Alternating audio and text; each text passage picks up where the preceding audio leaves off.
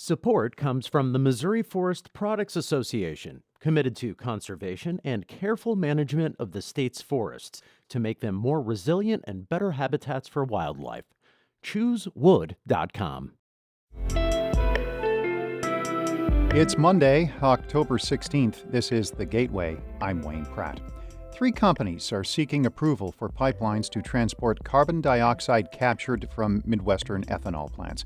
But rural emergency officials worry about what would happen if there's a rupture and CO2 is released into the air. Depending on the weather, it could spread, all the way through town. We'll have more in just a few minutes on the risks that come with CO2 pipelines and how companies say they will prepare local responders. More than 1,000 people in the St. Louis region, outraged by the war between Israel and Hamas, gathered yesterday at a downtown rally. As St. Louis Public Radio's Andrea Henderson reports, many want more support from the U.S. government to save lives in Gaza. Free, free Palestine! Dima Al-Safin's heart is broken for the families of the children who died over the past week in Gaza after attacks from Israel. Al-Safin lives in St. Louis, but is from Gaza. She's worried about her family that lives there. She says she can't sleep knowing they are living in terror. Every day is a struggle. I haven't heard from them in a few days. The generators are running out of fuel. It's been really hard to keep in touch with them.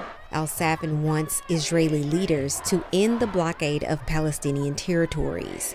She also wants the Biden administration to send humanitarian aid to Gaza.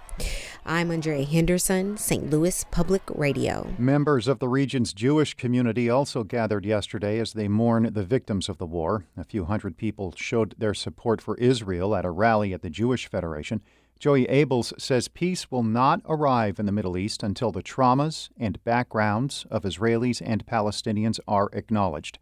He's optimistic both sides can reach that point. I can't imagine the alternative. I think we have to do it. It's just a matter of when and how soon, how many more people are going to die before it happens. Abels says he's been feeling pain and sadness since this month's Hamas attacks. The Kirkwood School District says it is working on coordinating support for Tillman Elementary School staff, students, and their families. That's after a man fired several shots into the air yesterday at a school event.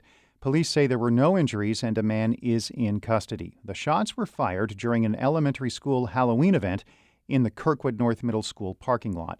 Investigators say people confronted a man who was causing a disturbance. He then fired those shots into the air.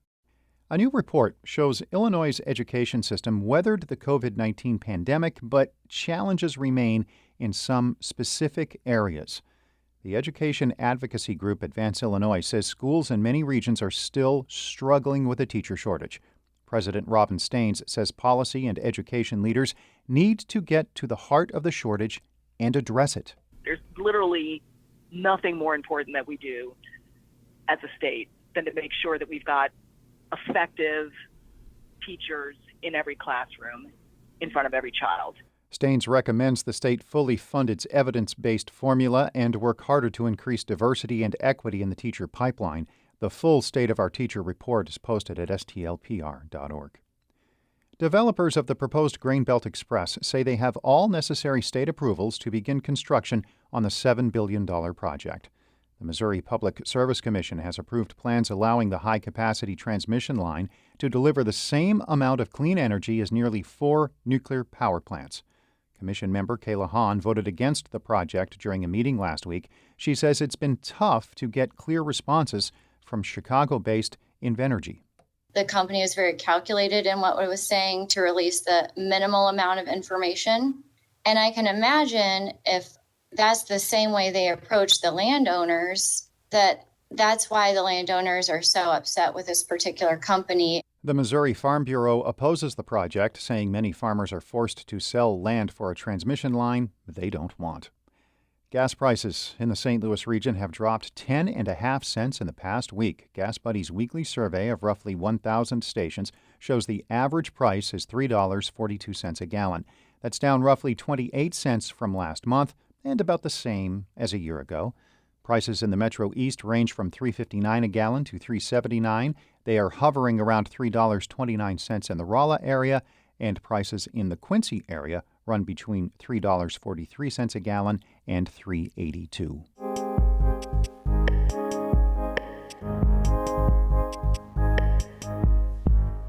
In an effort to capture carbon dioxide from ethanol plants in the Midwest, 3 companies are proposing new pipelines to carry CO2.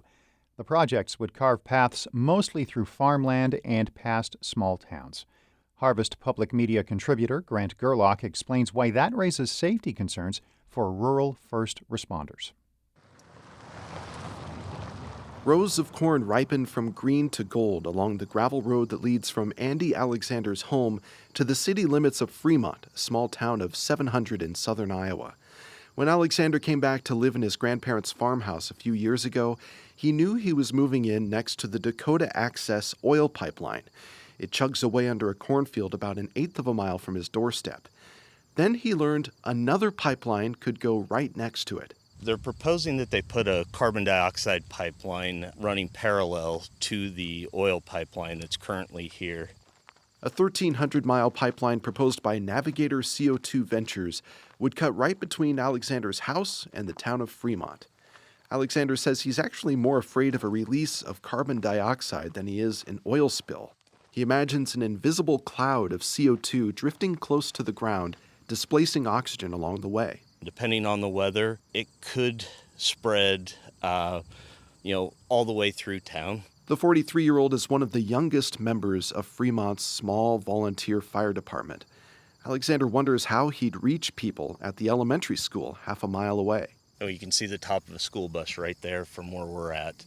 It kind of puts it in perspective how close this is, and it's very flat land, so the CO2 could travel very quickly. His worst fears actually came to life 3 years ago in an accident hundreds of miles away. The village of Satarsha, Mississippi was overcome with carbon dioxide on a February night in 2020. Yazoo County 911. My friend, she's laying on the ground. She's kind of drooling out of the mouth. I don't know if she's having a seizure or not.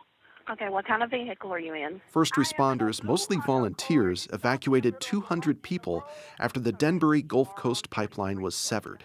It released a plume of CO2 and hydrogen sulfide.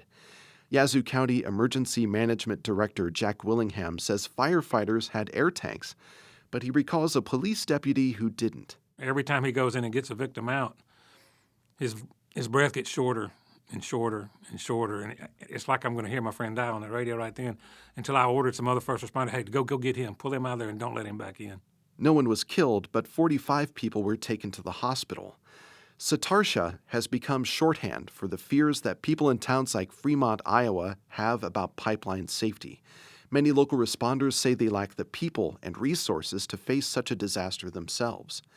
But the companies behind the pipeline project say it's unfair to compare them to Denbury Gulf Coast. The Satarsha incident, as unfortunate as it was really a violation by Denbury. Jimmy Powell is the chief operating officer of Summit Carbon Solutions, another company proposing a CO2 pipeline in the Midwest. At a recent regulatory hearing in Iowa, Powell said federal law requires companies to work with local responders, and federal regulators plan to propose new rules early next year to improve emergency preparedness. Additionally, Powell says Summit will supply communities along the route with emergency equipment. Anything that they need that makes sense that would be necessary for a CO2 response, worst case scenario, we will provide. Navigator, which proposes a line from Iowa into Illinois, has also pledged to equip local agencies. Phil McCarty is the emergency director for Morgan County, Illinois. He has a list of things he expects Navigator to buy, including drones and CO2 monitors. I want to take control of making sure my responders have what they need to respond. That is what I'm going to focus on, and I won't let up until we get that. McCarty says after Satarsha, pipeline companies and emergency officials know what can happen. The least they can do is be prepared. For Harvest Public Media, I'm Grant Gerlach.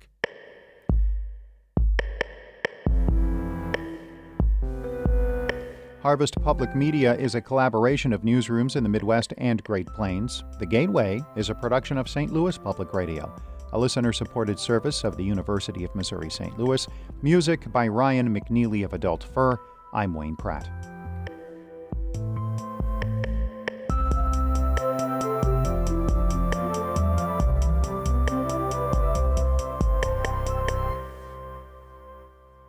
Support comes from the Missouri Forest Products Association, committed to conservation and careful management of the state's forests to make them more resilient and better habitats for wildlife.